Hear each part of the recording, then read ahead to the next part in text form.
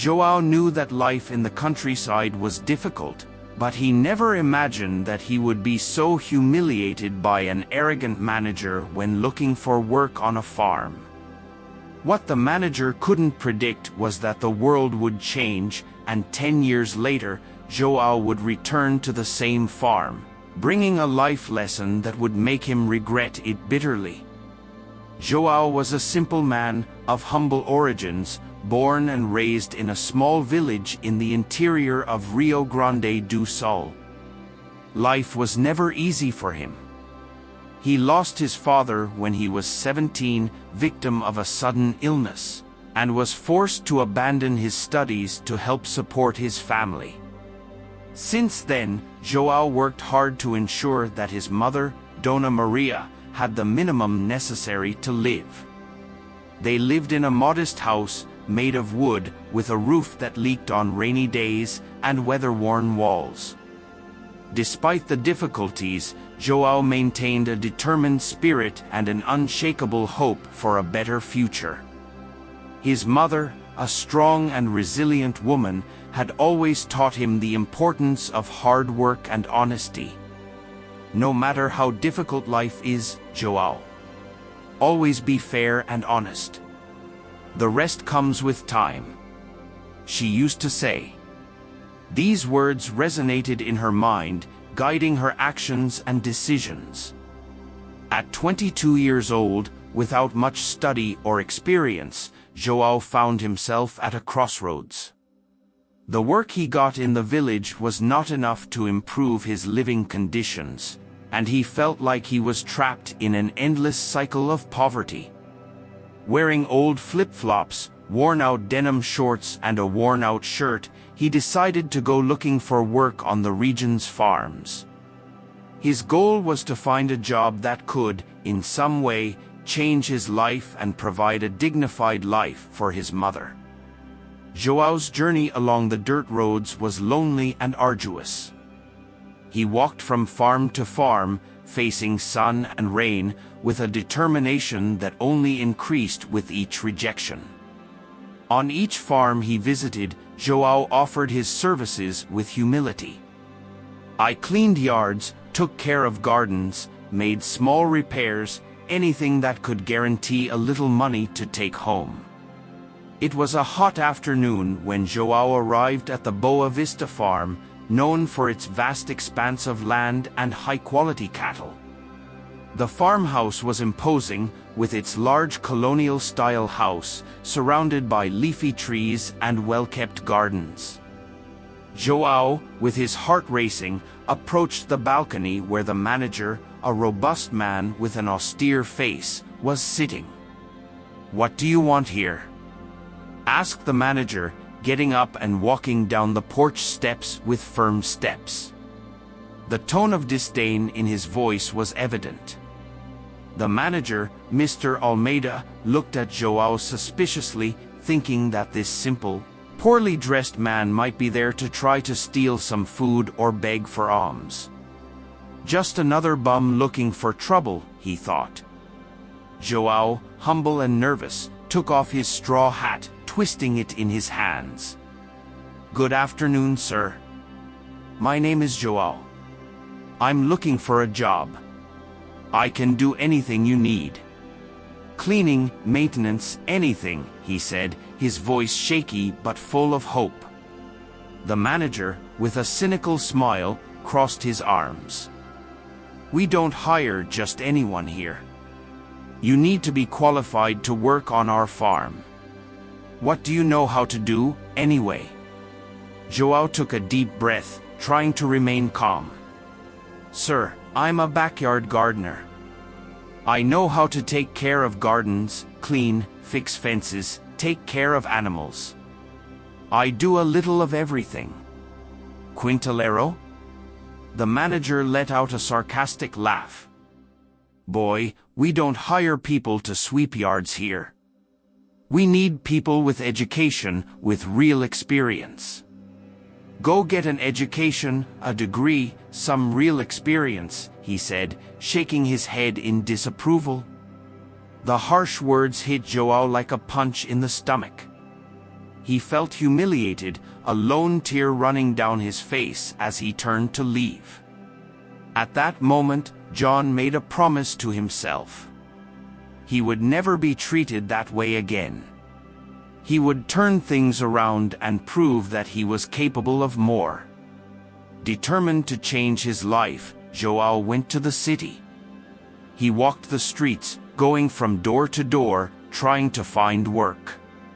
He stopped at several stores, markets, and even other smaller farms, but he was always told no. People looked at his worn clothes and calloused hands and thought he was incapable.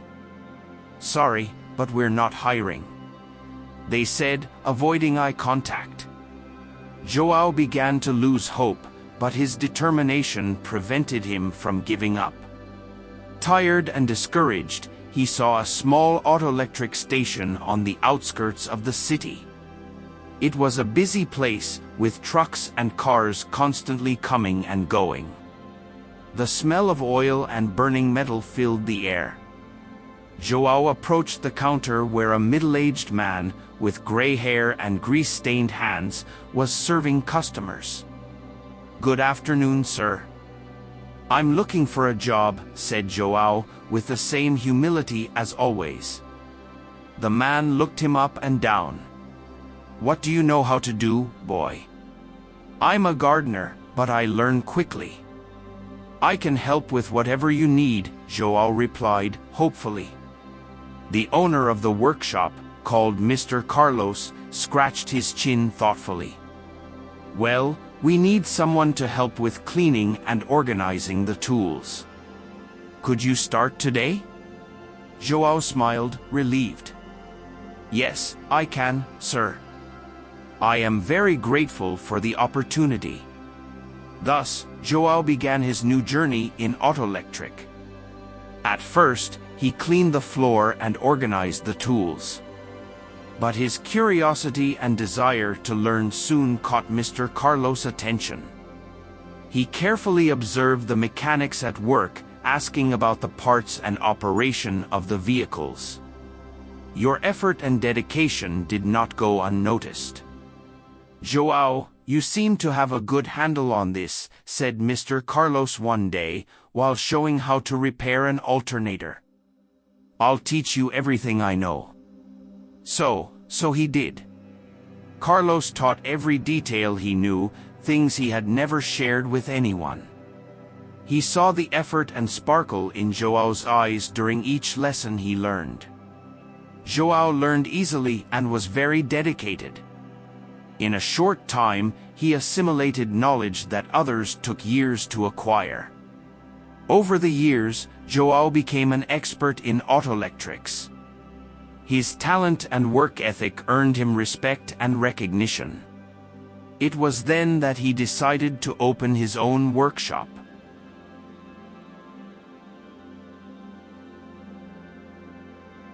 Working tirelessly, Joah transformed his small business into one of the most sought-after autoelectric companies in the region. He not only repaired vehicles, but also treated each customer with respect and humility, always remembering the lessons learned along the way. Now, at 32 years old, Joah had achieved the success he had so desired. With his autoelectric workshop consolidated and business thriving, Joah allowed himself to dream again of his roots in the countryside. He has always had a special affection for rural life, and now, with his financial situation stable, he decided it was time to make this dream come true. Joah began exploring farms for sale in the region, looking for a place that would not only meet his needs, but also bring him the peace and satisfaction he so desired. At the end of a week of hard work, Joah drove his truck along the dirt roads, surrounded by vast green fields and wooden fences. Dust kicked up around him as he looked around, taking in each property with a watchful eye. At each farm he visited, he looked at the land and infrastructure and talked to brokers, but nothing seemed to be exactly what he was looking for. Still, Guided by his determined spirit, John continued driving his truck down various dirt roads, visiting various farms and asking local residents about properties for sale. In a small village, he stopped at a roadside vendor to have a coffee and talk to the inhabitants. Joah asked the attendant while getting his coffee.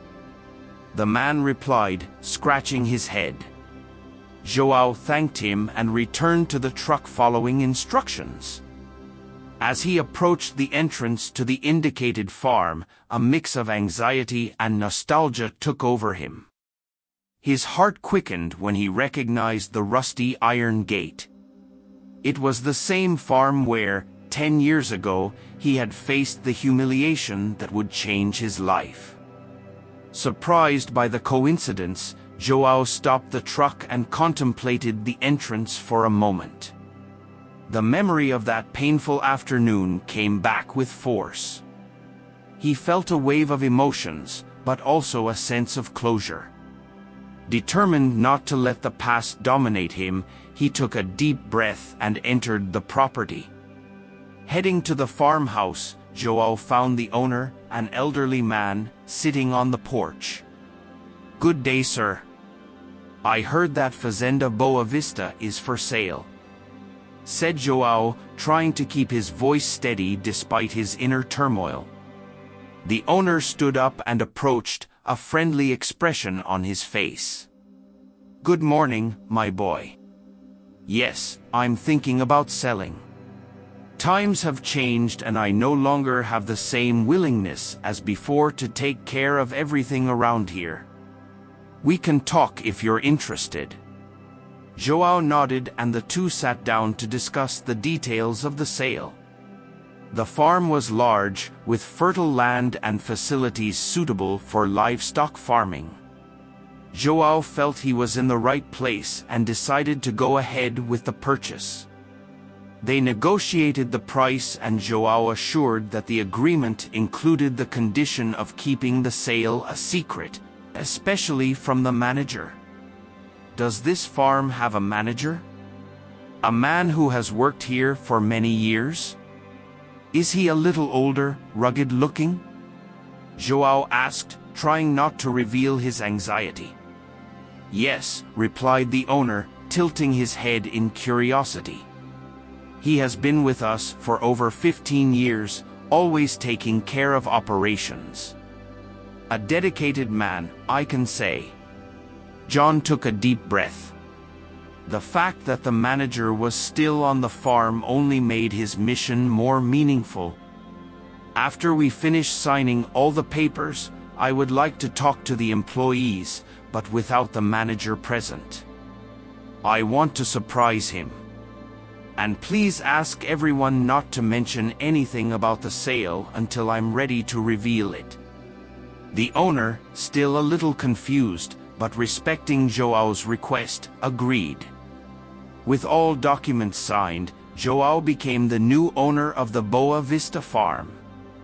He was determined to keep the manager's secret, creating an atmosphere of expectation among the workers. He felt a mixture of anxiety and excitement as he prepared for the next step. After making the purchase official, Joah met with the farm's employees, except the manager. The workers, surprised and curious about the manager's absence from the meeting, looked at Joah expectantly. He explained the situation carefully. The employees, although surprised, agreed to the request. There was an air of mystery and anticipation, but also a respect for the new owner who seemed genuinely concerned for everyone. Joah thanked the employees for their understanding and, with everything organized, he began planning his surprise. The next day, he dressed simply, remembering the humble times, and returned to the farm. To prevent the manager from becoming suspicious, Joah left his truck parked a safe distance from the farm's headquarters and walked the rest of the way on foot. He was eager to confront the manager, not for revenge, but to show how much his life had changed and what he had achieved. Upon arriving at the headquarters, he saw the manager, now older and tired, supervising the work on the farm. Joah said, disguising his voice. The manager, intent on his duties, looked up in disdain, but a shadow of recognition passed across his face. He narrowed his eyes, examining John more closely. He asked, with an expression of doubt and irritation. Joah nodded slowly, keeping his gaze fixed on the manager. Yes, sir, that's me. And now, do you have any jobs available for me? The manager snorted, visibly irritated. Then it's you. How dare you come back here after wearing these rags for so long? It seems like all these years have passed and you're still the same, or maybe even worse. I told you before, and I'll tell you again, go shame yourself and go study, instead of wandering around looking for favors. Joah, feeling the familiar mix of pain and determination, raised his head and faced the manager firmly. With all due respect, sir, I think you're the one who should be embarrassed. You should never treat someone like that. Everyone deserves respect, regardless of their financial condition or appearance. Not everyone is able to study well and graduate from college, but that doesn't mean anything either. I've seen a lot of caboclos out there, smarter than doctors with degrees. The manager, surprised by the direct answer, backed away a little, but became even more irritated by Joah's boldness. Who do you think you are, boy? To talk to me like that? You come here with these tattered clothes wanting me to fit you into anything here, and you still have the audacity to speak to me like that? Get out of my sight before I force you out of here. Joah remained calm, his gaze intense and challenging. Mr. Manager, I'm sorry, but I'm not leaving here. This land you are standing on is mine now. The manager laughed dismissively, shaking his head. Besides being poor and crazy, I'm glad I didn't give you a chance here, boy. It would probably be a big problem for us. Joah took a step forward, his voice firm and full of conviction. The only troublemaker here is you with your arrogance. Know now, manager, that I am your boss and you are the one who works for me. The manager froze, his laughter disappearing instantly. My boss? Like this? You might just be crazy. The farm was not sold. Yes, she went. Joah replied, a subtle smile on his lips. I bought it yesterday and asked everyone to keep it a secret because I wanted to surprise you. 10 years ago, you despised me, but today I thank you for it. If you had accepted me here, maybe I would still be just a gardener. But thanks to you, I left here and found a good service in the city. There I worked a lot and learned a lot. Over time, I managed to open my own auto-electric company, and today my company is one of the most renowned in the region. With dignity and respect, I managed to move up in life, and today I am a very successful man. The manager, stunned, slowly shook his head, processing Joah's words. How is this possible? It cannot be. That's exactly what you heard. The world turns around. Joah continued, his voice full of emotion. And know that I came here not to take revenge, but to say that I forgive you. Everyone deserves a second chance, and I will give it to you. I'm your boss now, but I'll let you continue working here on my farm. But I want you to never despise anyone again. Here, respect will prevail, regardless of each person's financial condition. And if one day a little boy comes to you looking for work here, please treat him well. The manager, listening silently, felt an overwhelming wave of shame. I'm sorry. This is for you to learn never to underestimate anyone again, said Joao, his expression soft but resolute. The manager, his eyes full of tears and his face stained with shame, lowered his head. Without even wanting to look back, the manager apologized once again and walked away, leaving Joao and the farm employees behind. Although Joao gave him another chance, the shame and regret were too strong for him to continue working there. He left, taking with him a lesson that I'm sure he'll never forget. Never belittle anyone. One day you're up, the next you might be down. And in the next story, after years of trying to get pregnant, the woman finally told her husband that she was pregnant. However, she didn't expect him to reveal a devastating secret. It was stereo. Click on the next video that will appear on the screen and follow this impressive turnaround. Thanks for watching. Comment below what you thought of this story and which city you are watching us from. Leave your like and subscribe to our channel so that together we can build a huge community that shares inspiring stories. Until later.